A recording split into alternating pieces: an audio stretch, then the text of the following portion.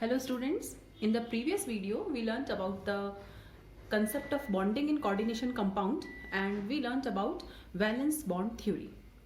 Now after valence bond theory we have one more approach and that is crystal field theory. This theory gives a much more satisfactory explanation for bonding and the properties of coordination complexes. So in this video we are going to discuss about crystal field theory. According to this theory, ligands are considered as point charges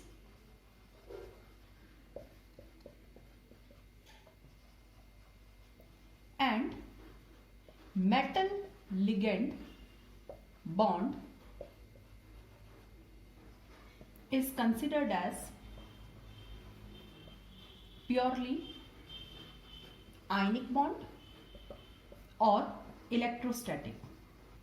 Means according to this concept, metal has positive charge, ligands are negatively charged, and the bond between metal and ligand is ionic bond, which is arising due to electrostatic attraction between the metal and the ligand. So when a complex is formed, the ligands approach the metal atom because of electrostatic attractions. Okay, this is metal, it is positive.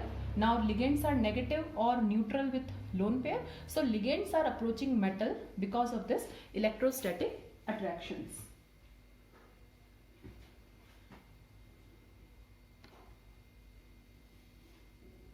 Now in case of free metal ion, okay, means when the metal is not forming the complex, all the 5d orbitals have the same energy and they are known as degenerate orbitals. Now these are the 5d orbitals, okay, dxy, dyz, dzx, dx square minus y square and dz square. Now what is the shape of d orbital? We all know d orbitals are double dumbbell shaped. There are 4 lobes, okay. Now dxy, dyz and dzx, all the 3 orbitals have lobes between the axes. So this is dxy, this is dyz and this is dzx. So all the 3d orbitals have the 4 lobes in between the axis, but the last 2 orbitals, that is dx square minus y square and dz square, now these have the lobes on the axis. We can see now there are 4 lobes on the axis, here there are 4 lobes on the z axis. So these are the 5d orbitals, and in case of free metal ion the d orbitals are degenerate. The electron can occupy any of these 5d orbitals. Now, when the ligands approach the metal ion, the orbital electrons, means the electrons present in the d orbitals of the metal ion, they are repelled by the ligand electrons. Okay. Now, the ligands are coming closer to metal ion because of the electrostatic attraction, positive and negative ion is there. And when the ligands approach the metal, now there is repulsion between the ligand electrons and d orbital electrons. Now because of this repulsion, the energy will increase. The d orbitals are raised in energy. The d orbitals are still degenerate, but now they are having higher energy as compared to the d orbitals present in the free metal ion. So in the presence of electrical field of ligands, in the presence of crystal field of ligands, the energy of d orbitals is increased. That's why this theory is named as crystal field theory. Now d orbitals have different orientations. Some of the d orbitals are lying on the axis, some of the d orbitals are lying in between the axis. So those d orbitals which lie in the path of ligands, ligands always approach the metal atom through the axis only. So those d orbitals which lie in the path of ligands, that is on the axis. Now which d orbitals lie on the axis? dx square minus y square and dz square. They will experience more repulsion than the d orbitals which lie away from the ligands. So 2d orbitals, now these two will experience greater repulsion than the set of these 3 orbitals. So now we have 2 sets. One set of d orbitals experiencing more repulsion and one set of d orbitals experiencing less repulsion. So now d orbitals split into 2 sets. One set of lower energy, this one, and one set of higher energy, because more repulsion means more energy is there. Okay, so in the formation of complex, means when the complex is formed, in the complex the d orbitals are now not degenerate, but they split into two sets. So in the presence of electrical field of ligands, the d orbitals split into two sets of different energies. This splitting of d orbitals is called crystal field splitting. Okay, so you can see diagrammatically I have shown. Now this diagram is for octahedral complexes.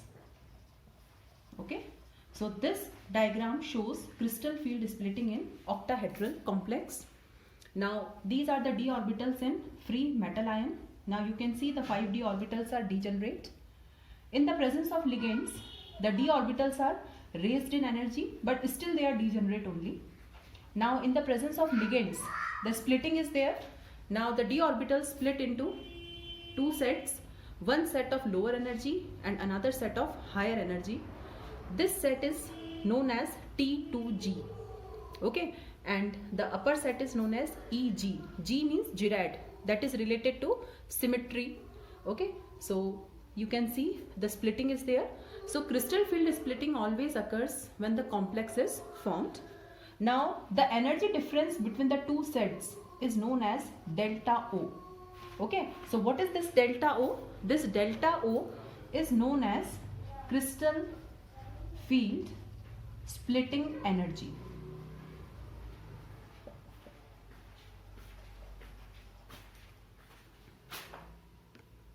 Here O stands for octahedral complex. Okay, now from the diagram it is clear that the splitting is not equal.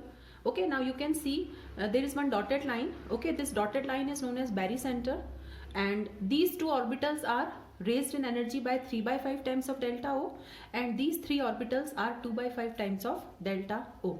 Okay, so this is all about crystal field theory, that when a complex is formed, the d orbitals split into two sets. Now it depends upon the nature of ligand, that whether the splitting will be more or less. There are few ligands which can cause greater splitting. For such ligands, the magnitude of delta O will be large, and there are some ligands which cause lesser splitting, that is the magnitude of delta O will be less for these ligands. So what we can do, that we can calculate the magnitude of delta O, okay, by taking different ligands as an example, and then we can arrange them according to their strength. So we have the categories like strong field ligands and weak field ligands. Okay, and we can arrange them according to the magnitude of splitting, and we get a series that is known as spectrochemical series. Now we have a spectrochemical series. So the arrangement of ligands in the order of increasing value of delta O is called spectrochemical series. The ligands which can cause greater splitting are called strong field ligands, and the ligands which can cause lesser splitting are called weak field ligands.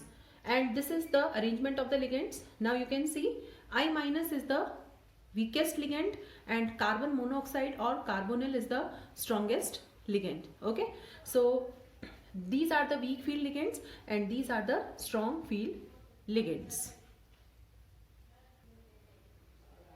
Now we have crystal field splitting in tetrahedral complexes also.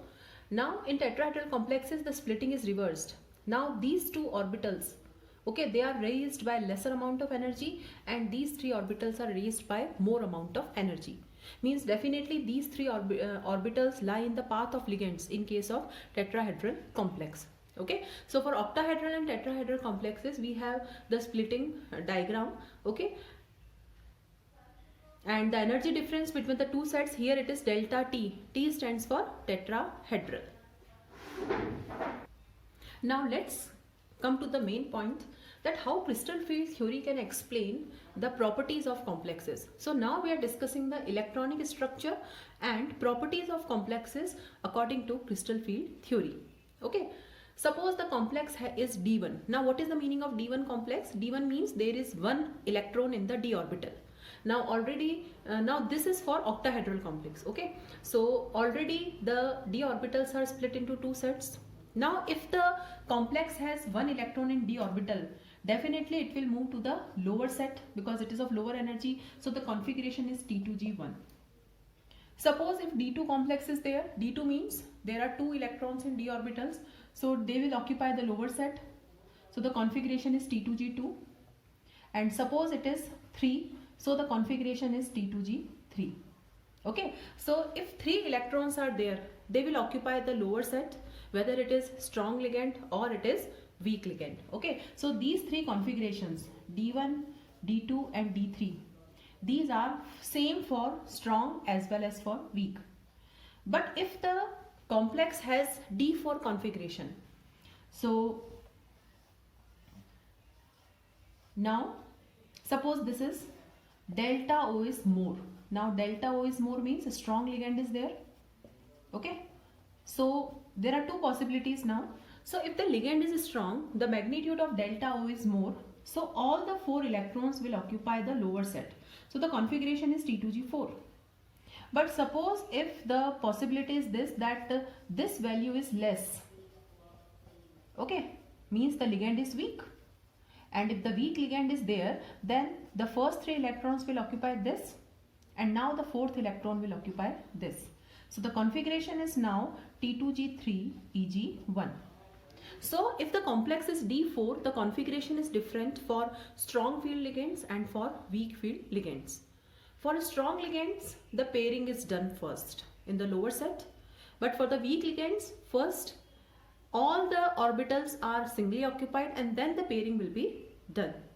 So we have to look at the ligand, whether the ligand is strong or the ligand is weak, then we have to fill the electrons in the 2 sets of d orbitals. So now there are 2 terms which can help us to know whether the pairing will be done or the electrons are jumped to the upper set. The first is delta O, that is crystal field splitting energy, that is the energy difference. And the second is P, that is pairing energy. Now what is pairing energy? Energy required to pair the electrons. Okay. So if the delta O is greater than P, means this energy difference is more than the pairing energy. So what will happen? Since this difference is more, okay, so now electron has to cross this barrier to move up. So what will happen? The electrons will be paired here only. Okay, suppose the configuration is D4, so the electrons will be paired here. And suppose if this delta O is less than pairing energy, means more energy is required to pair the electrons. So what will happen? First, the electrons are singly occupied like this. So we can look at the ligand, we can look at the delta O and P values, and then we will fill electrons. Now you can see, now here the unpaired electrons are very less, only 2, so it is low spin complex. And here the unpaired electrons are more, so it is high spin complex. Okay, so if the ligands are strong, then the complex is low spin. If the ligands are weak, then the complex is high spin. Now let's solve a question that we have to calculate the number of unpaired electrons in the 2 complexes. Now both are iron complexes. The only difference is here the ligand is strong and here the ligand is weak. So first what we are doing, first we will calculate the oxidation state of iron here. So here, suppose in this complex, the oxidation state of iron will be X minus 6 equal to minus 3. So X equal to plus 3. Likewise here also the oxidation state will be plus 3 only. Now we'll write the configuration of iron. So it is argon 4s2 3d6. So what is the configuration of Fe3 plus? It is 3d5. So in both the complexes there are 5 electrons in the d orbitals. Okay. Now the first case is the strong ligand case. So definitely this delta O is more. Okay, so this is the first case, and second case in which the delta O is less. Okay, so this is delta O less. So now 5 electrons are there. So 1, 2, 3, 4, 5. Okay, and since here delta O is less, so like this. So here the configuration is T2G5 Eg0, and here the configuration is T2G3 Eg2.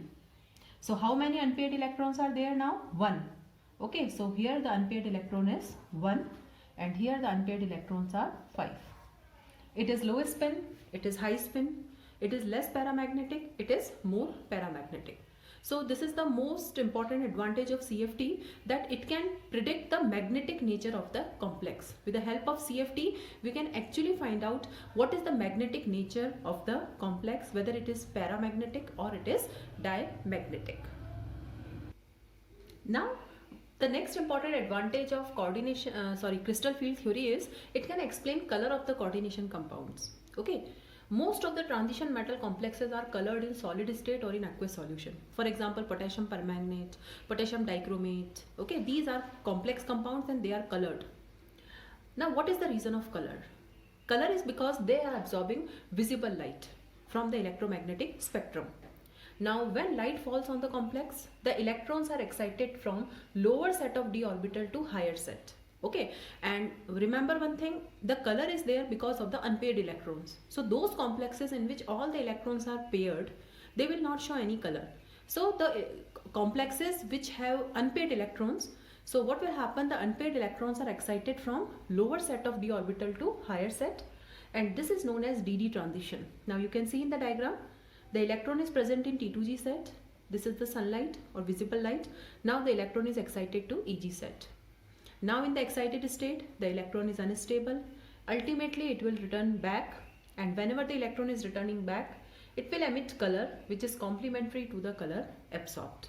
So this is the main chemistry behind the color of the coordination complexes. Okay, so we discussed the two concepts, valence bond theory and crystal field theory.